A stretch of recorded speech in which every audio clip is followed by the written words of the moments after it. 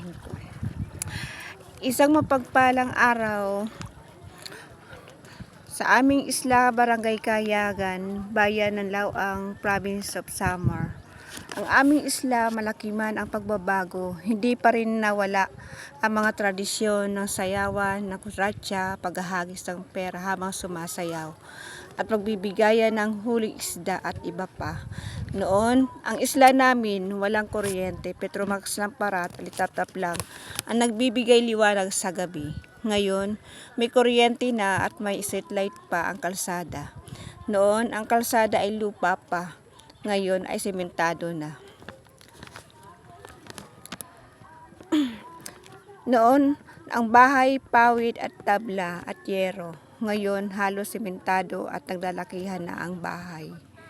Noon, bangkang disagwan na may layag ang ginagamit sa pangingisda. Ngayon, bangkang di motor na. Ang pangunahing hanapbuhay ng aming isla ay pangingisda at pagkukupras ng niyog. Ngayon ay may tulong pinansyal na din o tinatawag na porpoise galing sa gobyerno. Nadagdagan na rin ang mga eskwelahan hanggang K-12. Tahimik at simple pa rin ang aming isla na kung saan ako hinubog ng panahon, naging sandata ko sa mga hamon ng aking buhay. Thank you Lord sa Barangay Kayagan na naging training ground ko.